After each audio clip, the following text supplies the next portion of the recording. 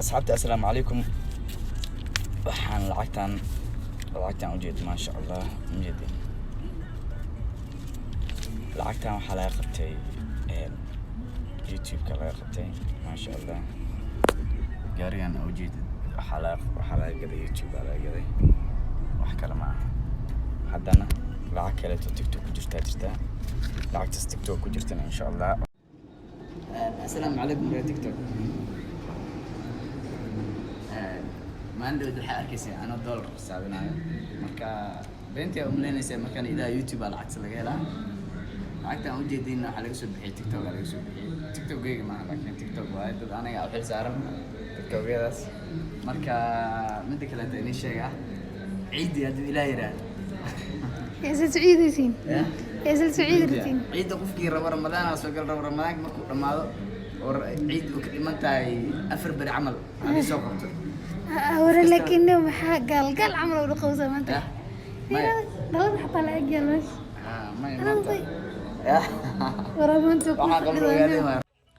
السلام عليكم أصحاب ترى تيك توك. waxaa ninkaas aan ujeed waa Mumtari maanta waxa uu hambalyeynayna dhamaanteennaba Shacni baby arooskeeda oo mardhow ah oo aan sugayno insha Allah meher wacan meherkeedana bari u dhicraa jimcada Ilaahay yiraahdo waxaan u leenahay sheerkii lagu nagaadee lagu nasto ka dhigo isaalay adiga hees ma soo qaadays miya bismillah hees kala kacsana u soo wada waaw wareena ka hees waaya adiga ma xisoo raaqad fanaan ma bulu ana marka istaayl horto asxaabtu waxa rabaa inaan u sheego Shacni inuu aniga xaaskayga ahayn aan abtay horta aan wahay صح sababta ay gabdhaha waxa la yani eedo waxa sameeyeen wax prank la ma ahanaya wax oo reality ah oo ma jirin Shacni ana abtiyaan wahay waxa waa fanaanadeena joogto aan style love oo jeedin waxaan leenahay السلام عليكم في تيك توك دمان واني سلامي maanta hadda waxa waay shacabku wala gal rabaa iyo baashaal marka waxa waay inta jecel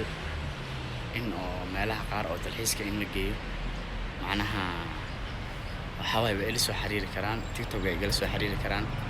SMS ay soo dhigaysaa ama flow ay soo dhigaysaa si flow aan ku soo dhaho oo meelaha qaar aan ku geeyo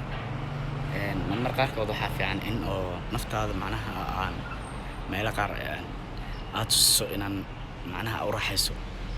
markasta dhagax la iska ma noqdee yaa